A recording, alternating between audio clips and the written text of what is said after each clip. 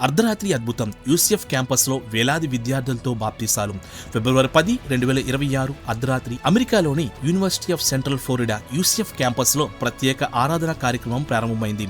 మొదట వందల మంది విద్యార్థులతో ప్రారంభమై ఈ సమావేశం రాత్రి పొడవునా వేలాదిగా పెరిగింది. ఫిబ్రవరి 11, 2026 తెల్లవారుజామున వరకు ప్రార్థన, స్తుతి, దేవుని వాక్యంతో ఆ వాతావరణం ఆత్మీయ ఉత్సాహంతో నిండిపోయింది.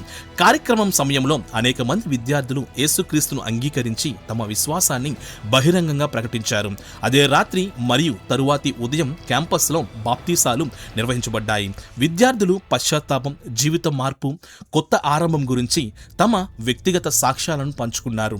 నిర్వాహకులు ఈ సంఘటన ముందస్తు ప్రణాళిక కంటే పవిత్రాత్మ కార్యంతో సహజంగా జరిగిన ఉద్యమం అని వివరించారు. సోషల్ మీడియాలో ఈ సంఘటనకు సంబంధించిన వీడియోలు వైరల్ అయ్యాయి. ఇది అమెరికా యూనివర్సిటీల్లో కొనసాగుతున్న యువత ఆత్మీయ పునరుజ్జీవనానికి మరో శక్తివంతమైన ఉదాహరణగా నిలిచింది. ఈ అర్ధరాత్రి ఆరాధన క్యాంపస్ రివైవల్ గా గుర్తింపు పొందుతూ విశ్వాస ప్రపంచంలో చర్చనీయాంశమైంది.